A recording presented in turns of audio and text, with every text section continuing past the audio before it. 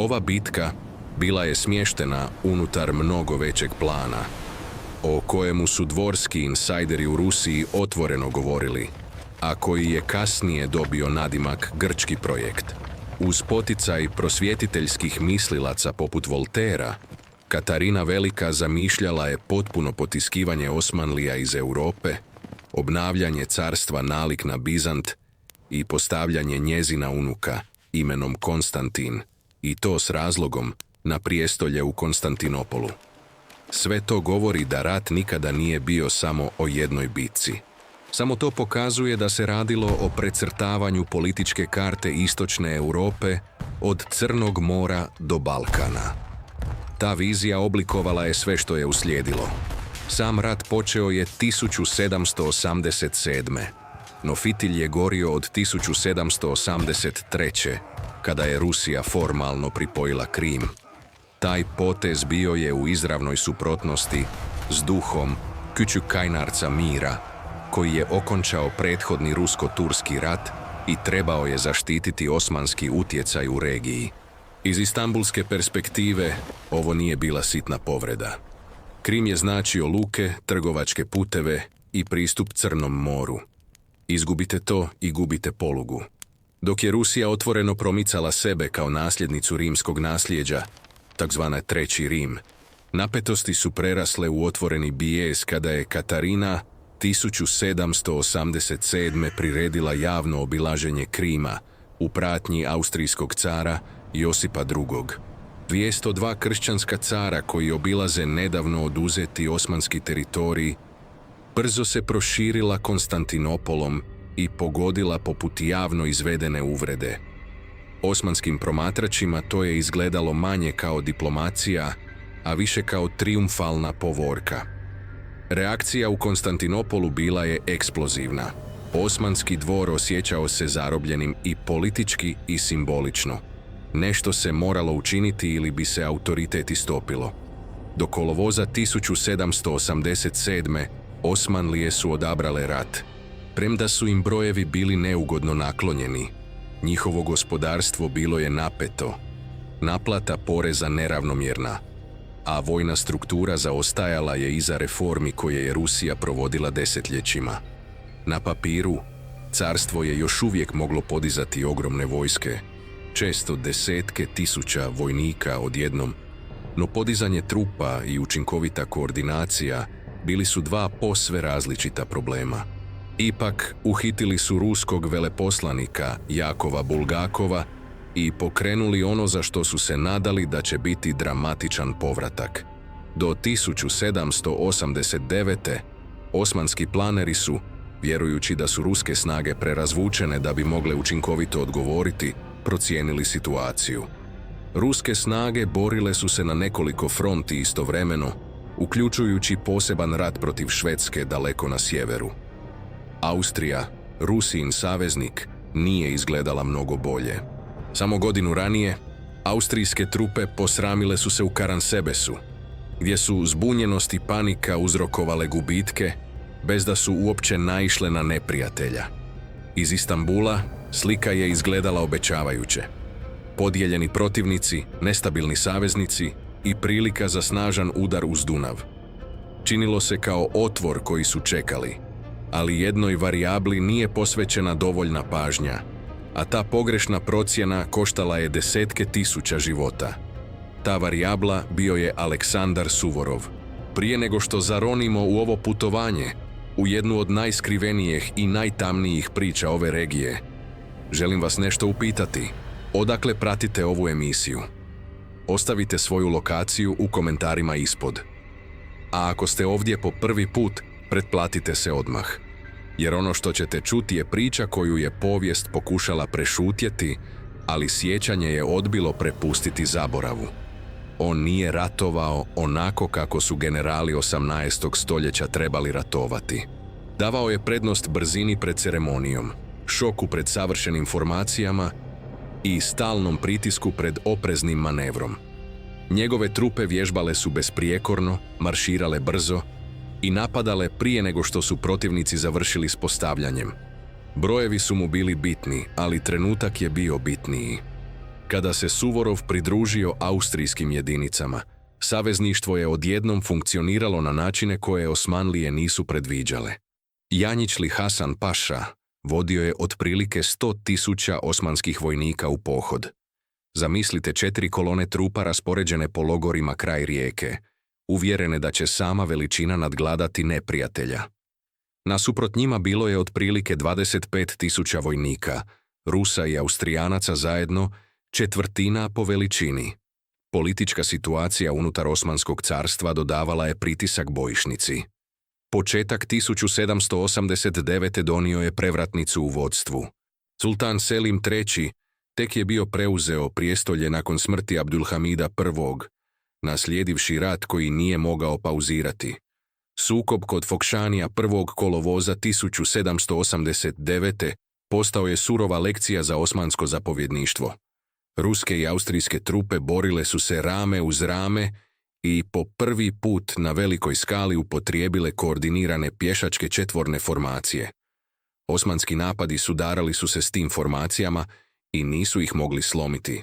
Korak po korak savezničke trupe napredovale su. Osmanska terenska utvrđenja su se urušila. Povlačenje je postalo kaotično. Do kraja dana poginulo je oko 1500 osmanskih vojnika, a za sobom je ostavljeno 12 topova. Savezničke gubitke bile su znatno manje. Vlaška je ostala sigurna. I nešto jednako važno uzelo je oblik. Povjerenje. Suvorov i Coburg sada su znali da se mogu osloniti jedno na drugo pod pritiskom. Za Osmansko carstvo, Fokšani je sletio kao politički šok. Poraz toliko vidljiv nije se mogao izbjeći. Koca Jusuf Paša je razriješen, a vodstvo je brzo prešlo na Janjičli Hasan Pašu. Promjena je donijela hitnost i očaj. Njegov nasljednik, Janjičli Hasan Paša, bio je toliko bolestan da su vojnici otvoreno šalili o nadimku Sazi, što znači leš. Iza tog krhkog tijela, međutim, krila se žestoka odlučnost da se izbrišu raniji porazi uz Dunav i da se vrati čast. Prikupio je ono što je carstvo još imalo na raspolaganju i usmjerio sve prema jednom odlučnom naporu uz rijeku Rimnik. Ta odluka oslanjala se u velikoj mjeri na brojeve. Hasan Paša je skoncentrirao blizu 100.000 vojnika. Uvjeren da će puka masa riješiti stvar, lekcija iz Fokšanija o fleksibilnim formacijama i brzoj koordinaciji nije prodirala. Umjesto toga, fokus je ostao na opsegu. Više vojnika, više konjice, više topova. Procjene su se svodile na otprilike 100.000 vojnika. Oko 40.000 bili su janjičari, najbolje obučena pješadija koju su Osmanlije imali. Još 40.000 bile su konjanici, uključujući spahije i agresivnije deli konjanike. Dodajte otprilike 20.000 pomoćne pješadije i oko 85 topničkih komada. I dobivate vojsku koja je izgledala nezaustavljivo u pukom opsegu. Hasanov plan temeljio se na brzini. Namjeravao je brzo krenuti iz Brejle i razdvojiti rusku i austrijsku vojsku prije nego što bi mogle u potpunosti surađivati. Učinite matematiku. Čak i djelomična osmanska angažiranost još uvijek je značila prednost blizu 4:1. Očekivanje je bilo jednostavno: okružiti Austrijance, razbiti ih i ukloniti ključnu kariku u Rusko-Austrijskom savezu. Bez austrijske podrške, ruske snage u podunavskim kneževinama bile bi izložene i pod pritiskom za povlačenje. To povjerenje oslanjalo se u velikoj mjeri na nedavno iskustvo. Austrijske jedinice imale su reputaciju sporog kretanja i loše koordinacije, a osmanski zapovjednici vjerovali su da se te navike nisu promijenile. Vremenski je i dalje išao u prilog njima. Do sredine rujna 1789.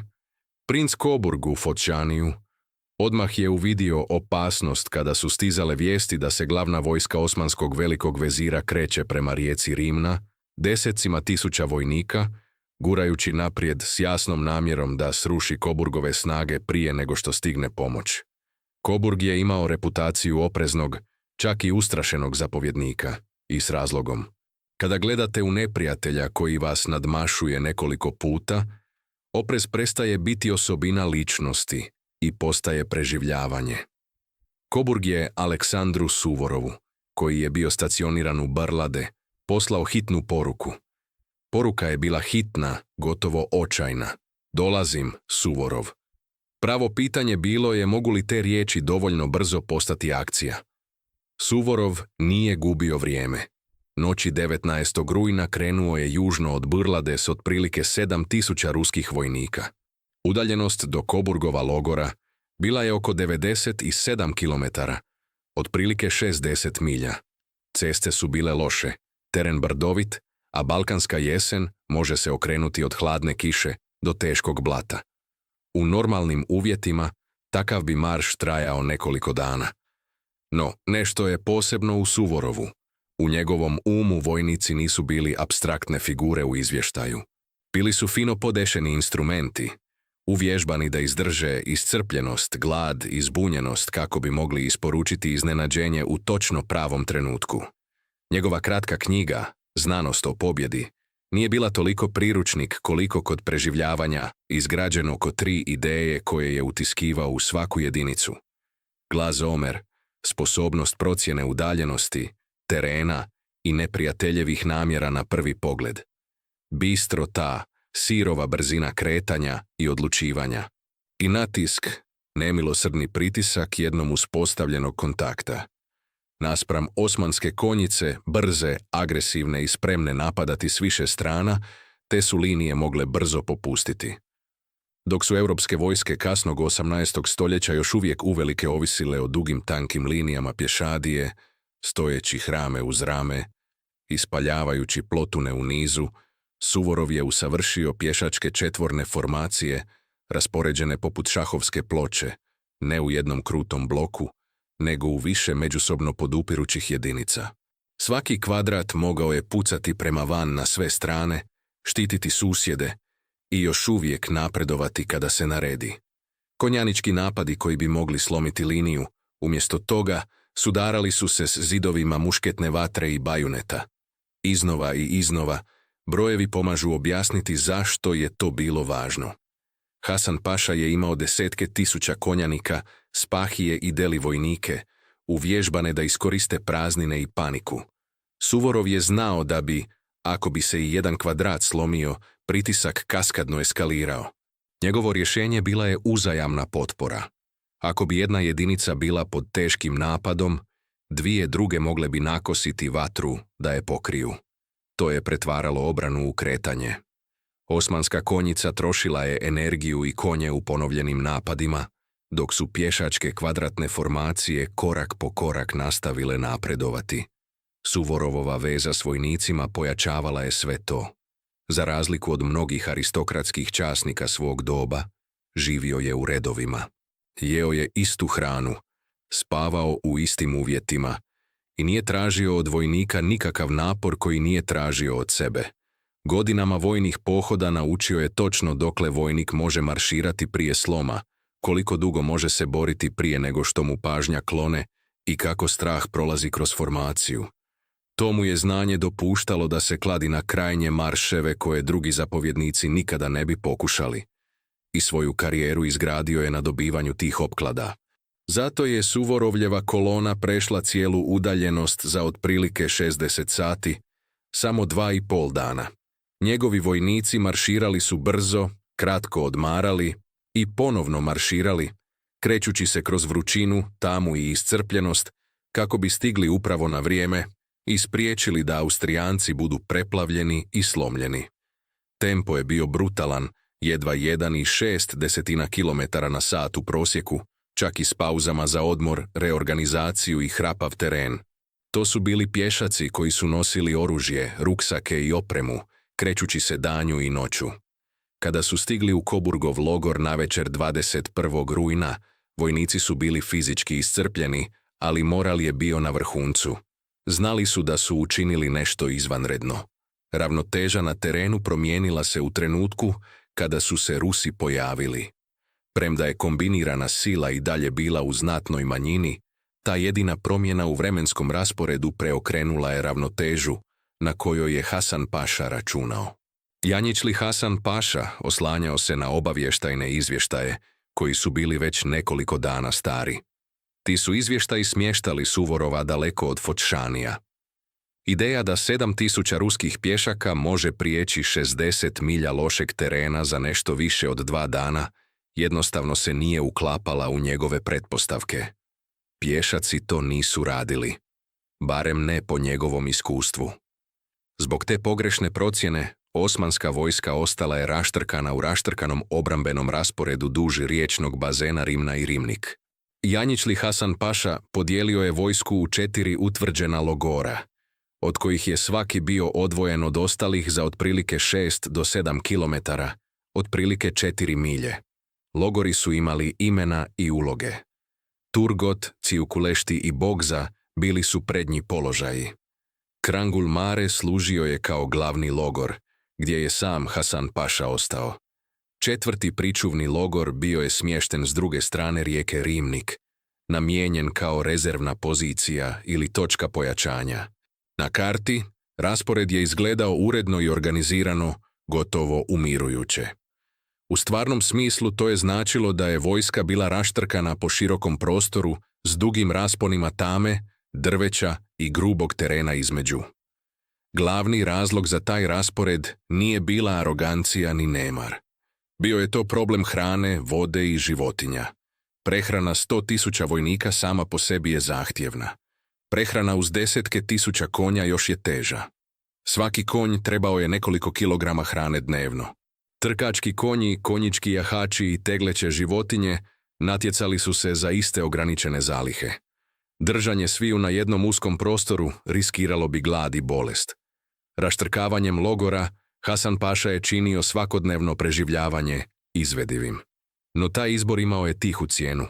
U borbenom smislu svaki logor mogao je brzo dovesti u akciju samo otprilike 20 do 30.000 vojnika. Hasan Paša je vjerovao da raspored od 6 km rješava taj problem. Jahač je mogao prijeći tu udaljenost dosta brzo.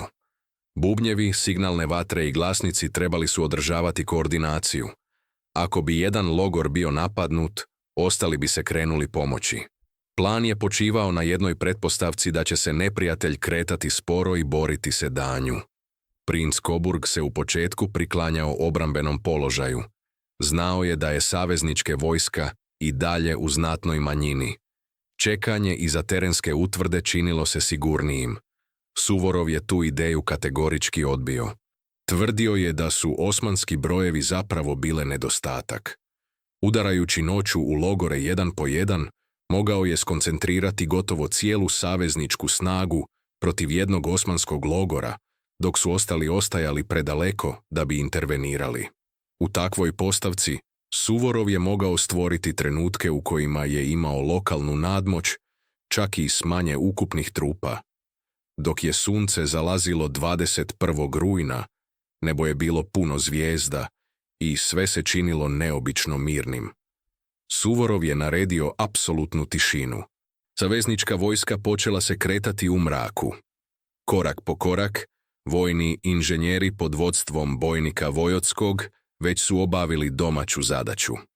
Locirali su prijelazno mjesto na rijeci Rimna, koje osmanski stražari nisu mogli vidjeti. Pješadija je krenula prva u dugim kolonama. Konjica je slijedila iza. Artiljerija i opskrbni vagoni došli su zadnji, provučeni kroz strme riječne obale, koje su inženjeri tek skrpali u nešto prolazno.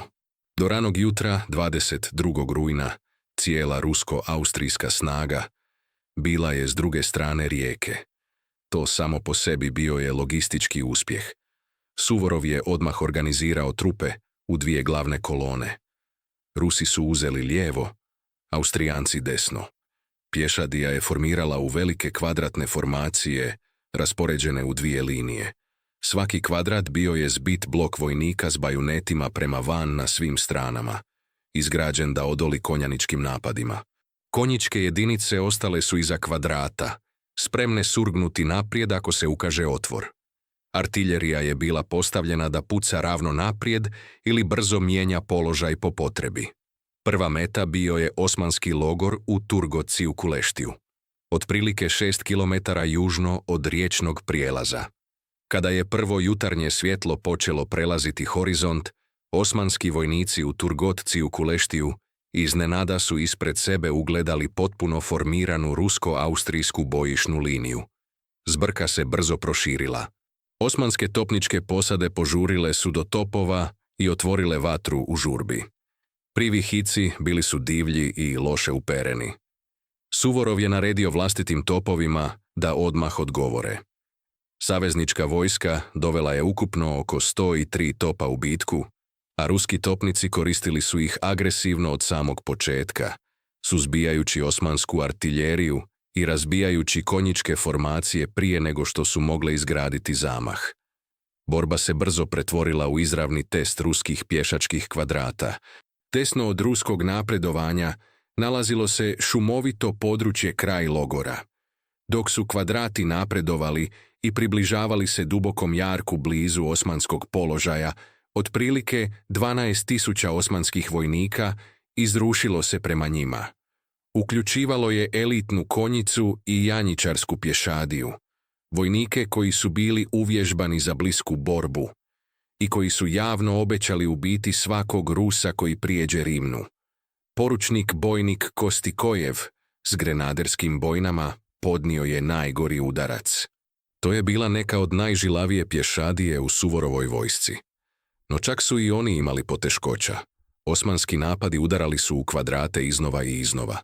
Na nekoliko mjesta rubovi formacija bili su probijeni. Kada bi se to dogodilo, pričuvni vojnici iznutra kvadrata jurili bi naprijed kako bi začepili praznine. Bajunete su korišteni na dohvat ruke. Puške su postale toljage. Borba je postajala osobna i iscrpljujuća. Jedan suvremeni izvještaj opisuje vojnike kako su fizički iscrpljeni od guranja osmanskih vojnika s bajuneta, samo kako bi formacija ostala neokrnjena. Ono što je spriječilo da se kvadrati sruše bila je koordinacija. Susjedni kvadrati pucali su na napadače u pažljivo odabranim trenucima, razbijajući juriše prije nego što bi mogli u potpunosti savladati Kostikojevljeve vojnike. Artiljerija je dodavala kratke, brutalne rafale paljbe, koji su prolazili kroz zbijene osmanske formacije. Polako je pritisak popuštao. Osmanske trupe počele su se povlačiti korak po korak.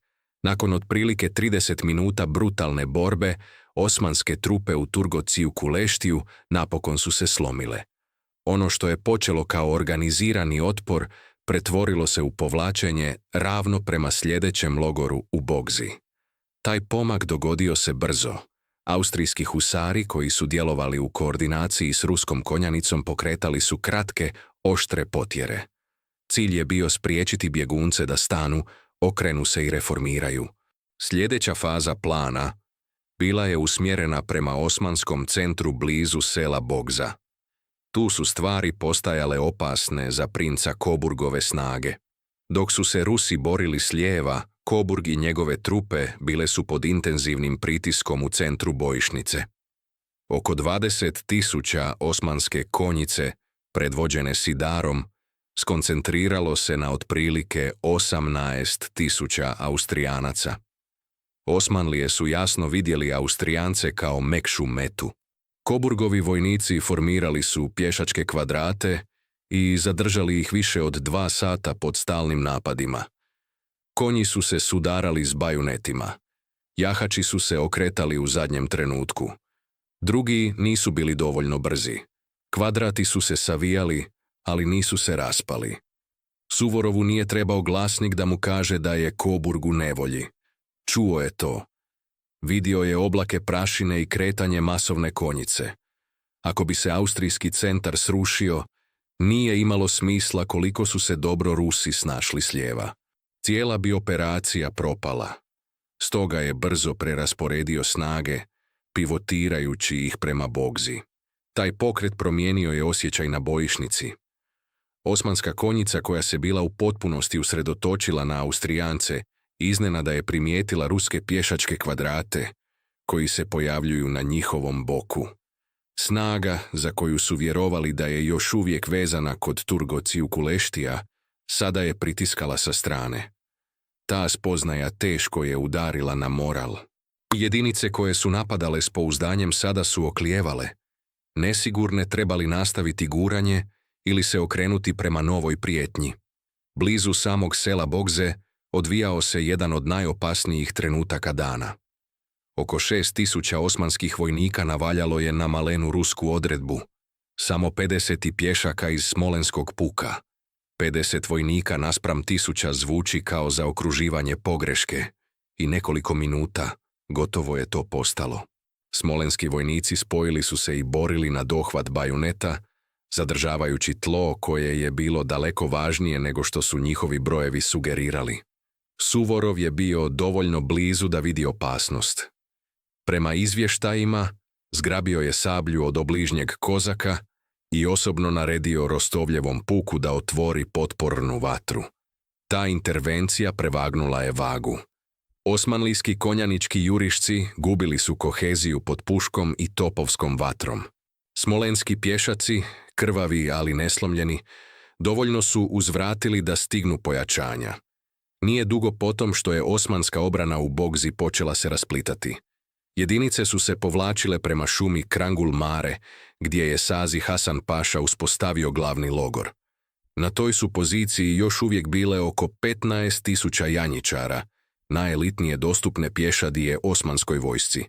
Do 3 sata poslije podne 22. rujna 1789. sudbina cijele osmanske snage bila je u pitanju. Glavni logor u Krangul Mareu bio je zaštićen solidnim terenim utvrđenjima podignutim u žurbi i okružen gustom šumom. Tu je Sazi Hasan Paša smjestio posljednje nade. Zadržati savezničku vojsku dovoljno dugo da se jedinice iz ostalih logora vrate i pomognu. Suvorov je naredio napad u punoj snazi. Austrijske trupe kretale su se ravno prema osmanskim obrambenim položajima s fronta, dok je Suvorov osobno vodio rusku konjicu u bočni udar. Bilo je to rizično, ali pažljivo isplanirano.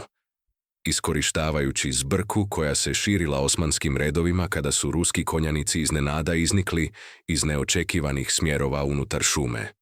Topovska vatra grmljavila je bez prestanka, barutni dim zamračio je sunce, a bojišnica se raspala u kaos, točno onu vrstu okruženja u kojoj je Suvorov vjerovao da će neprijatelja pokopati. Jednom kada su ruska i austrijska konjica probile dio obrane, panika se brzo proširila. Janjičari su počeli shvaćati da ih je veliki vezir ostavio iza sebe u onome što se osjećalo poput zamke. Uslijedilo je masovno bjegstvo. Više to nije bilo organizirano povlačenje, nego poplava ljudi koji su jurili prema rijeci Rimnik.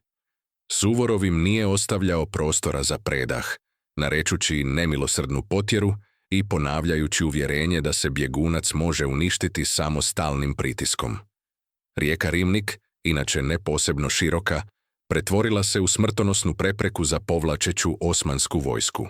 Deseci tisuća vojnika, konja, deva i opskrbnih vagona jurilo je prema malobrojnim dostupnim prijelazima istovremeno. Kaos je dostigao vrhunac kada su osmanlijske konjičke jedinice gazile vlastitu pješadiju kako bi progurale prolaz. U međuvremenu, saveznička artiljerija nastavila je tući zbijene mase duž riječnih obala, pretvarajući prijelaze u prizore razaranja. Mnogi osmanski vojnici, ili smrznuti od straha ili gurnuti u vodu, pokušavali su preplivati rijeku dok su još uvijek nosili teški oklop i svu opremu. Tisuće ih se utopilo. Drugi su ostali zarobljeni uz riječnu obalu i ubijeni ruskim bajunetama ili posječeni sabljama austrijskih husara. Cijeli opskrbni voz velikog vezira, vagoni, zalihe hrane i masovni oružarnici pali su u ruke saveznicima. Bitka je završila prizorom užasa. Tijela vojnika i konja začepljuju rijeku dok su preživjeli bježali bez prestanka prema Mačinu. Ovisno o izvoru, između 15.000 i više od 26.000 osmanskih vojnika je poginulo. Taj broj uključuje one koji su poginuli u borbi, utopili se u rijeci ili bili ubijeni u potjeri koja je trajala duboko u noć. S druge strane, ruske i austrijske žrtve bile su šokantno niske. oko 700 poginulih i ranjenih zajedno u obje armije. Jaz između tih podataka jasno pokazuje koliko je borba postala jednostrana i koliko je potpuno moral Osmanlija propao. Vijest o pobjedi kod Rimnika poslala je šok valove po kraljevskim dvorovima diljem Europe. Carica Katarina Velika, oduševljena uspjehom koji je daleko premašio očekivanja, vezana uz njezin grčki projekt, dodijelila je Suvorovu titulu grofa Rimničkog i odlikovala ga redom Svetog Jurija prvog razreda. Austrijski car Josip II također je Suvorova proglasio grofom Svetog Rimskog carstva. Od tog trenutka nadalje, Suvorovljevo je ime stajalo uz bok najvećih vojnih umova u povijesti. Natrag u Konstantinopolu poraz je izazvao ozbiljnu političku krizu. Janjičli Hasan Paša, koji je obećao slavu i osvetu, razriješen je dužnosti 2. prosinca 1789. Osmanski vojni kolaps ostavio je vakuum moći u podunavskim kneževinama, dopustivši austrijskim snagama da uđu i zauzmu Bukurešt i cijelu Vlašku do kraja rata. Premda je vojna pobjeda bila toliko odlučujuća, politička posljedica brinula je ostale europske sile. Britanija i Prusija strahovale su da bi brzi osmanski kolaps učinio Rusiju previše moćnom u jugoistočnoj Europi. Te su brige kasnije pritisnule Katarinu II na pregovaranje ranije nego što je planirala, što je dovelo do Jasijskog mira 1792. Bitka kod Rimnika postala je simbol da Osmanskom carstvu bliže dani kao dominantnoj sili u Europi. Za Rusiju je dokazala da je postala vojna sila teško zaustaviti, postavljajući pozornicu za osvajanje Izmaila i učvršćivanje pune kontrole nad Crnim morem. Za Austriju to je značilo vraćanje časti nakon godina neuspjeha i otvaranje prilike za ponovnu afirmaciju utjecaja na Balkanu. Hvala vam što ste ostali sa mnom sve do kraja. Ako ste uživali, molim vas pritisnite sviđa mi se i pretplatite se i pomozite kanalu da se promiče prema 70.000 pretplatnika. Ako ste sami proučavali ovo razdoblje ili radili s arhivima, primarnim dokumentima ili regionalnim povijestima, zaista bih volio čuti vaše mišljenje. I ako vidite stvari drukčije, možda tumačite neki izvor na drugi način, ostavite misli u komentarima. Dobra rasprava čini ovaj kanal boljim. Vidimo se u sljedećoj epizodi sutra. Doviđenja.